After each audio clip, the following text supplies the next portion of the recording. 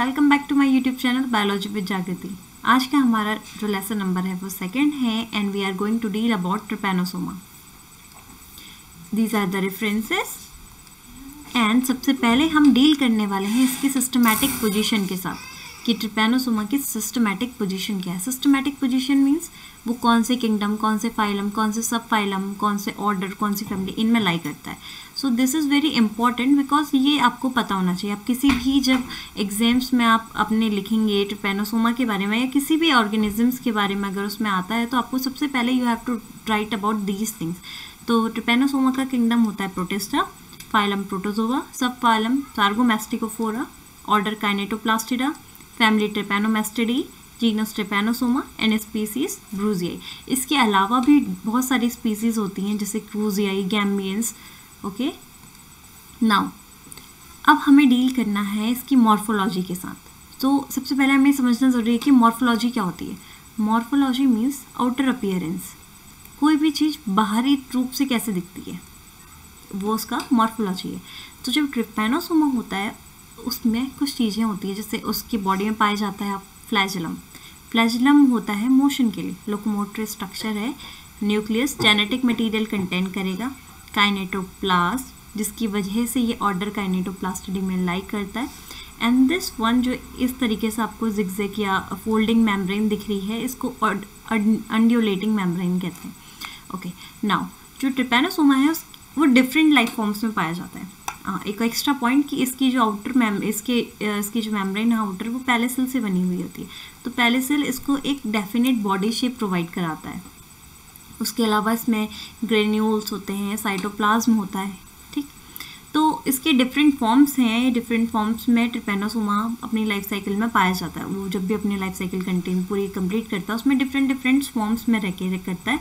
तो यहाँ पे मैंने कुछ फॉर्म्स दी हैं तो आप जो इम्पोर्टेंटली आप अभी देखेंगे वो दैट इज़ ट्राइपोमैस्टिगॉट, एपीमैस्टिगॉट, प्रोमैस्टिगॉट, एमैस्टिगॉट। ये कुछ ऐसी फॉर्म्स हैं जो आप डील करेंगे जिनके साथ। ठीक है, तो अब यहाँ पे आपको कुछ चीज़ें कॉमन दिख रही हैं। देखिए तीनों फॉर्म्स में कुछ चीज़ें कॉमन दिख रही हैं यहाँ पे जो डायग्रामेटिक रिप्रेजेंटेशन के through, that is kinetoplast, nucleus and flagellum. But difference क्या है? एक तो इसके स्ट्रक्चर में, इसके शेप में, और दूसरा इसके किस में, इनकी पोजीशन में। ये जो सेलुलर ऑर्गेनिल्स जो इसमें प्रेजेंट है उनकी पोजीशन में। देखिए काइनेटोप्लास्ट है, इसमें ट्राइपोमैस्टिगॉट स्टेज में ये न्यूक्लियस से पहले पाया गया है। ठीक है, और जबकि न्यूक्लियस कहाँ है? सेंट्रल पोजीशन में। ओके, इसमें यहाँ पे देखिए फ्लैजेलम है तो लॉन्ग, बट आप ये देखिए कि अमाउंट ऑफ फ्री फ्लैजेलम जो बॉडी से मूव, मतलब जो बॉडी से अटैच्ड नहीं है, जो फ्रीली मूव करेगा वो सिर्फ इतना छोटा सा पार्ट है। ठीक है, आप एपीमैस्टिगॉट स्टेज में जाइए, न्यूक्लियस सेंटर में ना होके थोड़ा सा आगे की पोजीशन में है और काइनेटोप्लास्ट न्यूक्लियस के पीछे। और जो आपका यहाँ पे फ्लैजेलम है उसकी अमाउंट भी थोड़ा सा, इसकी लेंथ थोड़ी सी फ्री फ्लैजेलम की ओके थोड़ी सी ज़्यादा है। प्रोमैस्टिगॉट स्टेज में जाएंगे, न्यूक्लियस सेंटर में ही लाई करता है बट काइनेटोप्लास्ट उसके पीछे है एंड फ्री फ्लैजेलम आप काफ़ी ज़्यादा देखेंगे। और एमैस्टिगॉट स्टेज में फर्स्ट न्यूक्लियस देन काइनेटोप्लास्ट एंड यहाँ पे कोई फ्लैजेलम नहीं होता। तो ये पोजीशन आप इस स्टेज में बता सकते हैं कि इसमें मोशन नहीं होगा, फ्लैजेलम आपका मूवमेंट के लिए होता है। राइट, देयर आर, यही मैंने यहाँ पे लिखा है, there are different forms of trypanosoma. The kainetoplast is a complex body and appear as an electron-dense granule band with a distinct fibrillar pattern lying within an extension of mitochondria.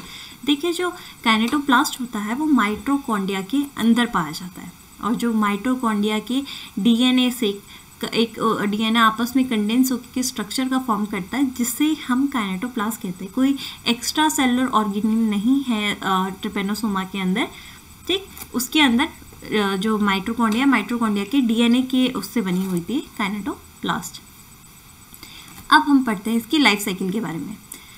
जो यहाँ पे सबसे पहला पॉइंट है, digenetic इसकी life cycle होती है। अभी डाइजेनेटिक क्या होता है? ऐसे ऑर्गेनिजम्स जो अपनी लाइफ साइकिल दो होस्ट में कंप्लीट करेंगे या दो ऑर्गेनिजम्स में आप भी कह सकते हैं, तो उन्हें क्या कहते हैं? हम डाइजेनेटिक कहते हैं। तो जो ट्रिपैनोसोमा होती है उसकी लाइफ साइकिल दो ऑर्गेनिजम्स के बीच में अल्टरनेट करती है। The first one is vector, एक है आपका वेक्टर एंड सेकेंड होता है आपका ह्यूमन, सेकेंड आपका ह्यूमन होस्ट। तो जो वेक्टर्स, आपका जो वेक्टर है ये सीसी फ्लाई है। सीसी फ्लाई, ठीक है, ये एज अ वेक्टर वर्क करेगी, और जो होस्ट है आपका वो ह्यूमन। तो इनमें से एक है आपका invertebrate and second one is vertebrate. पहला प्राइमरी होस्ट होता है आपका ट्रिपैनोसोमा का human, human is primary host, okay. और it in the fly it lives in the digestive tract. Fly के अंदर जो सीसी फ्लाई है, मतलब सॉरी, सीसी फ्लाई के अंदर जो ट्रिपैनोसोमा है वो उसके डाइजेस्टिव ट्रैक्ट में रहता है, और जबकि ह्यूमन बींग्स जो कि वर्टिब्रेट होस्ट है उसका, उसके ब्लड में वो पाया जाता है। तो सबसे पहले हम ह्यूमन होस्ट के अंदर ट्रिपैनोसोमा की लाइफ साइकिल देखेंगे। देखिए ट्रिपैनोसोमा जनरली दो स्टेजेस में मिलेगा आपको ह्यूमन बींग्स के अंदर। पहली स्टेज होगी उसकी नॉन प्रोलिफरेटिव, जहाँ पे वो प्रोलिफरेशन नहीं करेगा, अपना अमाउंट नहीं बढ़ाएगा, अपना नंबर नहीं बढ़ाएगा, ठीक है। दूसरी स्टेज होती है आपकी प्रोलिफरेटिव स्टेज। पहली स्टेज जो नॉन प्रोलिफरेटिव स्टेज है उसे हम मेटासाइक्लिक फॉर्म कहते हैं, and sanguine chubby. These are the two forms that are non proliferative, ये प्रोलिफरेट नहीं करेंगी। और स्लेंडर ब्लड आपका एक ऐसा स्टेज है उसका जो कि आपका क्या है, प्रोलिफरेटिव है, ठीक। Biting of insect that is CC fly inject the non-proliferative from reside inside its salivary gland to human host bloodstream called metacyclic form। CC fly के salivary gland में आपका non-proliferative stage रहती है ट्रिपैनोसोमा की।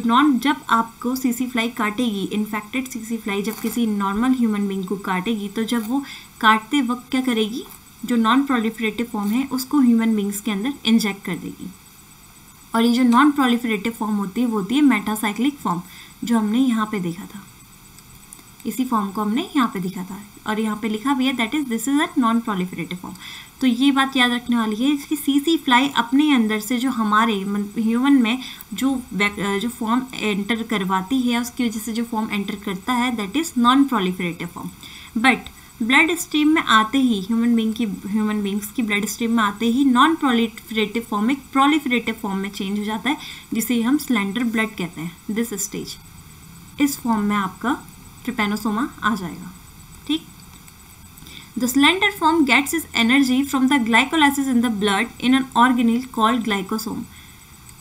आपका glycosomes के अंदर क्या चलती है, ग्लाइकोलाइसिस चलती है। तो इसी ग्लाइकोलाइसिस के थ्रू जो स्लेंडर बॉडी है वो अपनी एनर्जी गेन करती है। ग्लाइकोलाइसिस क्या होती है, ग्लाइकोजन के मॉलिक्यूल्स का टूटना, ग्लूकोज के मॉलिक्यूल्स का टूटना, ठीक है। These trypanosomes multiply in different body fluid, blood, lymph, cerebrospinal fluid। ये जो ट्रिपैनोसोम की स्टेज है, जो प्रोलिफरेटिव फॉर्म है, दैट इज जिसे हम आपका स्लेंडर बॉडी कह रहे हैं, ये ब्लड के अंदर, लिम्फ के अंदर और सेरिब्रोस्पाइनल फ्लूइड के अंदर क्या करती है, प्रोलिफरेट करती है। With the increase in their number proliferative turn back to the non proliferative form that is sanguine chubby या स्टम्पे फॉर्म। पहले ट्रिपैनोसोमा से क्या हुआ, देखिए आपका ये सीसी फ्लाई है, इसने ह्यूमन होस्ट को क्या करा, बाइट करा। जब इसने बाइट करा तो इसने हमारे अंदर नॉन प्रोलिफरेटिव फॉर्म डाली, लेकिन जैसे ही ब्लड स्ट्रीम में ये ट्रिपैनोसोमा आया तो ये नॉन प्रोलिफरेटिव से प्रोलिफरेटिव फॉर्म में चेंज हो गया। तो ब्लड के अंदर, लिम्फ के अंदर, सेरिब्रोस्पाइनल फ्लूइड के अंदर ये सारी प्रोलिफरेटिव फॉर्म प्रोलिफरेट करेंगे, अपना अमाउंट बढ़ाएंगे, अपना नंबर इंक्रीज करेंगे, और जैसे इनका नंबर इंक्रीज हो जाएगा ये वापस से नॉन प्रोलिफरेटिव फॉर्म में आ जाएंगे, ठीक। ये नॉन प्रोलिफरेटिव फॉर्म में इसलिए टर्न होती हैं क्योंकि जो सीसी फ्लाई है उसके अंदर सिर्फ नॉन प्रोलिफरेटिव फॉर्म में ही ये एग्जिस्ट कर सकती है। नॉन प्रोलिफरेटिव फॉर्म उसके डाइजेस्टिव सिस्टम में रहने के लिए अडेप्टेड होती है, इसीलिए। This form is thicker and shorter flagellum variant. ये जो फॉर्म होती है जो चबी फॉर्म होती है आपकी, ये छोटी होती है और इसका फ्लैजलम भी छोटा होता है। Chubby forms are adapted to fly digestive tract condition, और चबी फॉर्म में चेंज होना इसलिए ज़रूरी है क्योंकि फ्लाई की जो डाइजेस्टिव ट्रैक्ट की कंडीशन है उसके लिए ये वेल अडेप्टेड है, ठीक। यहाँ तक सभी क्लियर। चलिए अब आगे बढ़ते हैं, ठीक। अब हम देखेंगे वेक्टर में, that is CC fly. When CC fly bytes the infected human host या host mammal again draw its blood, this chubby form enter the vector। अब जब सीसी फ्लाई ने ह्यूमन बीइंग के अंदर क्या हो गया है, आपकी नॉन प्रोलिफरेटिव फॉर्म में वो रह रही है, दैट इज चबी स्टेज में वो रह रही है। तो जब एक सीसी फ्लाई एक इन्फेक्टेड ह्यूमन को काटेगी तो वो फॉर्म अब उसके अंदर एंटर करेगा। तो ह्यूमन बीइंग से सीसी फ्लाई के अंदर जो फॉर्म एंटर कर रहा है वो नॉन प्रोलिफरेटिव स्टेज है, जिसे हम चबी फॉर्म कह रहे हैं। Inside digestive tract it differentiate into proliferative procyclic trypanosomes. Digestive tract के अंदर जो नॉन प्रोलिफरेटिव फॉर्म है वो प्रोलिफरेटिव प्रोसाइक्लिक ट्रिपेनोसोम्स में चेंज हो जाती है। वहाँ पे वो बाइनरी फिशन के थ्रू मल्टीप्लाई करते हैं। They leave the fly digestive tract and head for the salivary glands. अब वो वहाँ से डाइजेस्टिव ट्रैक से लीव करेंगे और कहाँ की ओर मूव करेंगे, स्लेवरी ग्लैंड्स की ओर। ठीक है, स्लेवरी ग्लैंड्स में वहाँ पे वो जाके एपिमेस्टिकोट स्टेज में रह जाते हैं। देखिए क्या हुआ, सीसी फ्लाई है, इसने क्या करा, बाइट करा ह्यूमन को। ह्यूमन के अंदर से इसमें आपकी नॉन प्रोलिफरेटिव फॉर्म गई, दैट इज चबी फॉर्म। ये चबी फॉर्म को सीसी फ्लाई के डाइजेस्टिव ट्रैक्ट में ये चेंज हुई प्रोलिफरेटिव फॉर्म में, जिसे हमने बोला प्रोसाइक्लिक ट्रिपेनोसोम। अब ये क्या करती, ये स्टेज ये कहाँ थी, ये वाली स्टेज इसकी डाइजेस्टिव ट्रैक में था। ये डाइजेस्टिव ट्रैक को छोड़ करके कहाँ जाएगी, स्लेवरी ग्लैंड में। स्लेवरी ग्लैंड्स में जाएगी और स्लेवरी ग्लैंड्स में जाके ये जो प्रोसाइक्लिक ट्रिपेनोसोम स्टेज हो जाती है वो ट्रांसफॉर्म हो जाती है आपकी एपिमेस्टिकोट स्टेज में। ठीक, in salivary gland they multiply and transform epimastigote to form to metacyclic trypanosomes. अब एपिमेस्टिकोट स्टेज किस में चेंज हो जाएगी, मेटासाइक्लिक ट्रिपेनोसोम्स में। और इसके बाद यहाँ से ये आपकी ये फॉर्म रेडी रहती है दोबारा ह्यूमन बीइंग के अंदर एंटर करने के लिए। तो आपको दो चीज़ें यहाँ पे नोटिस करनी है कि जब ह्यूमन बीइंग को सीसी फ्लाई बाइट करती है आपकी, तो ह्यूमन बीइंग से इसमें कौन सी फॉर्म जाती है, आपकी नॉन प्रोलिफरेटिव फॉर्म। ठीक, जब सीसी फ्लाई ह्यूमन के अंदर इंजेक्ट कर रही है तब भी वो नॉन प्रोलिफरेटिव फॉर्म डाल रही है, लेकिन ये फॉर्म को हम कहते हैं मेटासाइक्लिक ट्रिपेनोसोम। इसको और क्लियर करते हैं हम डायग्राम के थ्रू। देखिए यहाँ पे से ये फर्स्ट स्टेज लेके चलते हैं। CC fly takes a blood meal. ये सीसी फ्लाई इन्फेक्टेड सीसी फ्लाई है, मींस इसके अंदर वो ऑर्गेनिज्म है और ये वर्क कैरियर की तरह वर्क कर रही है, जिसे हम वेक्टर कह रहे हैं। तो ये यहाँ पे क्या करती है, मेटासाइक्लिक ट्रिपेनोमेस्टिकोट स्टेज को ह्यूमन बीइंग के अंदर इंजेक्ट करती है, जो कि एक कैसी फॉर्म है, नॉन प्रोलिफरेटिव फॉर्म है। ह्यूमन बीइंग की बॉडी में जाते ही ये मेटासाइक्लिक ट्रिपेनोमेस्टिकोट स्टेज चेंज हो जाती है ब्लड ट्रिपेनोमेस्टिकोट स्टेज में। ठीक, ब्लड स्ट्रीम ट्रिपेनोमेस्टिकोट स्टेज में चेंज हो गई है। अब ये क्या करेगी, मल्टीप्लाई करेगी।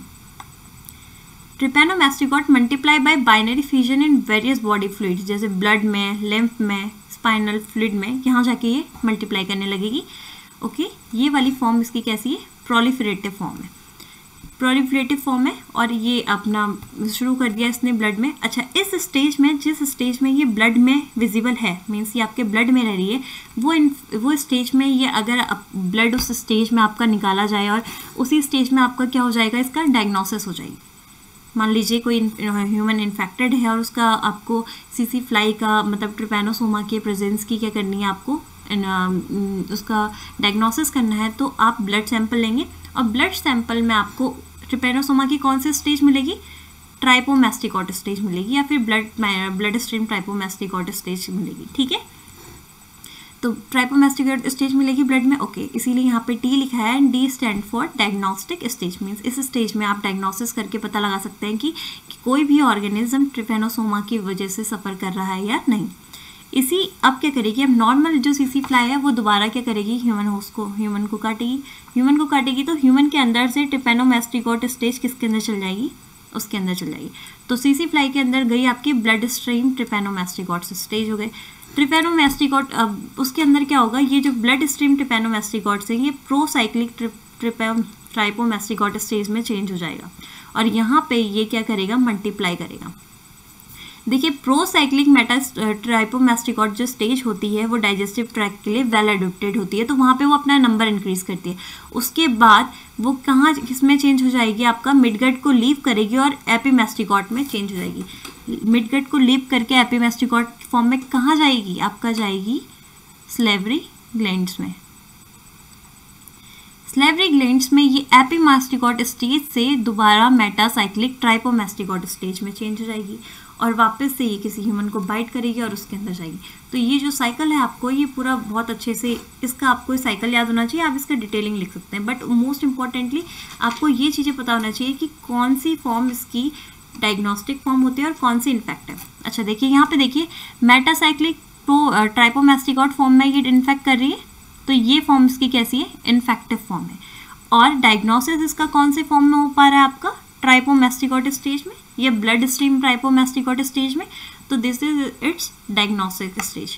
ठीक, अब हम पढ़ते हैं इसकी पैथोजेनिसिटी, मींस इसकी वजह से कौन सी बीमारी होती है। ठीक है, देखिए मैंने आपसे कहा था कि यहाँ पे डिफरेंट स्पीसीज पाई जाती है ट्रिपैनोसोमा की, बट सभी की जो लाइफ साइकिल होती है वो लगभग सभी की सेम होती है, बस चेंज होता है कि वो कौन से ऑर्गन में जाके इफेक्ट कर रही है या उनके वजह से कौन सी बीमारी हो रही है, इतना सा चेंज होता है इसमें। ठीक, तो अभी हम ट्रिपैनोसोमा ब्रूजियाई को मोर कॉमनली पढ़ रहे हैं।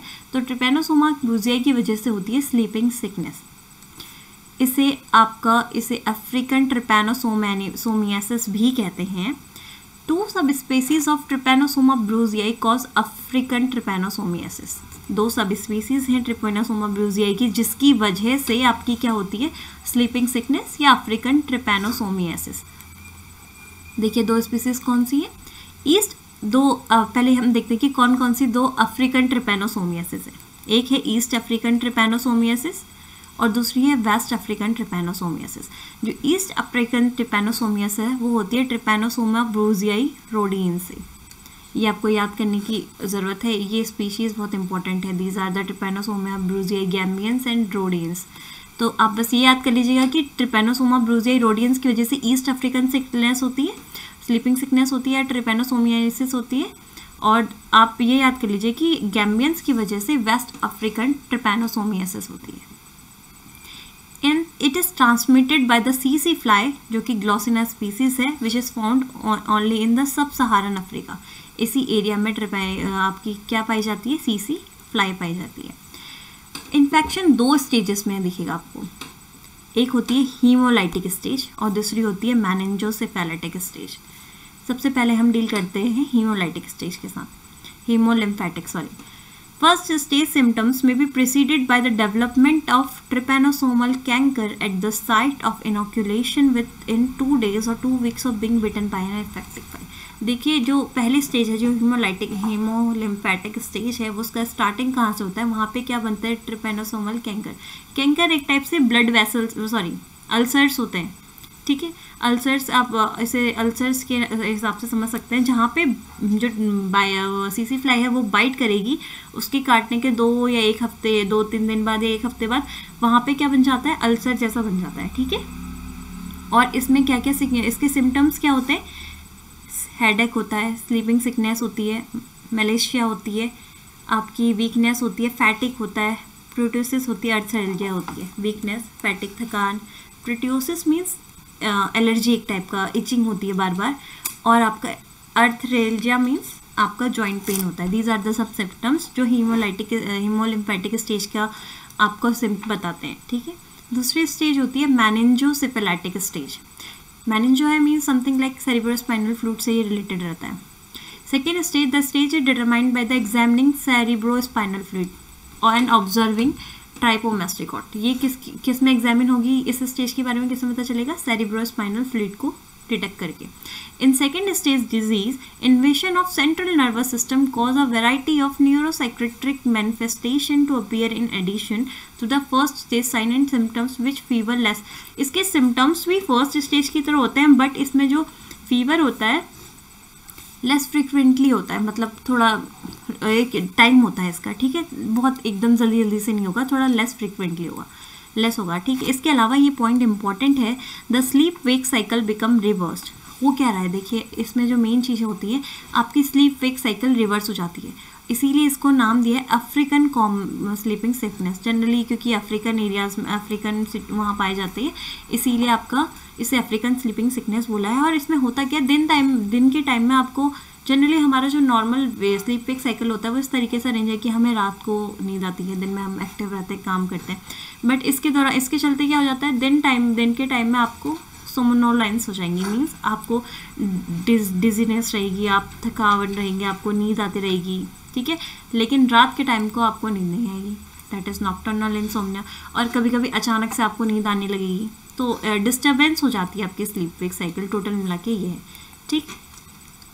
अब आप देखते हैं इसमें कि कंट्रोल मेजर हम क्या कर सकते हैं इसके लिए, इसको बचाने के लिए। देखिए इसका कोई वैक्सीन अभी तक इसका अवेलेबल नहीं है, बस प्रिवेंट मेजर ये है कि आप सीसी फ्लाई से कम कांटेक्ट में आए। उसके लिए आपको क्या करना चाहिए, long sleeve shirts, pants, medium wait material, मतलब न्यूट्रल कलर पहनने चाहिए, बहुत चमकीले या ब्राइट कलर्स नहीं पहनने चाहिए जिसके टवर्ड्स वो अट्रैक्ट हो। आपको ऐसे कलर पहनने चाहिए जो नेचुरल नेचर, मतलब आपके बैकग्राउंड के साथ क्या हो जाए, ब्लेंड हो जाए, ठीक है, क्योंकि सीसी flies are attracted to bright और dark colours and they can bite through light weight clothing. और आपको थोड़ा मीडियम वेट, बहुत लाइट कपड़ा, लाइट वेटेड नहीं पहनना, क्योंकि लाइट वेटेड के थ्रू भी वो पियर्सिंग कर सकती हैं, ठीक है। Inspect vehicles before entering, vehicles को इंस्पेक्ट करना है आपने उसके अंदर एंटर करने से पहले, और आपका जो एक्सपोज्ड एरिया है वहाँ पे आप लोशंस वगैरह कुछ इंसेक्ट रेपेलेंट समथिंग कुछ इस तरीके से लगा सकते हैं। The flies are attracted to the motion and dust from the moving vehicles. जो फ्लाइज हैं वो मोशन की टुवर्ड्स अट्रैक्ट होती हैं। दूसरा जो मूविंग व्हीकल्स है, जो धूल मतलब या जो गंदगी आती है, धुआं आते हैं, उसकी टुवर्ड्स वो अट्रैक्ट होती है। आप झाड़ियों को अवॉइड करें, क्योंकि द सीसी flies late active during the hottest part of the day but will be bite if disturb. Generally वो दिन के टाइम पे, जिस टाइम पे दिन के टाइम पे वो इनएक्टिव स्टेज में रहती हैं, थोड़ा लेस एक्टिव रहेंगी, लेकिन अगर वो डिस्टर्ब होंगी तो फिर वो डिस्टर्ब करेंगे, इसीलिए आपको बुशेस को अवॉइड करना है। यूज़ इंसेक्ट रेपेलेंट, आपको इंसेक्ट रेपेलेंट यूज़ करना है। Permethrin impregnated clothing and insect repellent has not been proved to be particularly effective against CC flood. They will prevent other insects and bite can cause illness. देखिए आपको किसी भी प्रकार का आप इंसेक्ट रेपेलेंट यूज़ कर सकते हो। जनरली आप और लॉन्ग स्लीव्स के कपड़े पहनने हैं, एक्सपोज कम रखना है अपनी जो स्किन है उसको, और अगर आप एक्सपोज रख रहे हैं तो आप इंसेक्ट रेपेलेंट लगाइए। दीज आर द थिंग्स जो आपको सीसी फ्लाई के से बाइटिंग से बचा सकती हैं।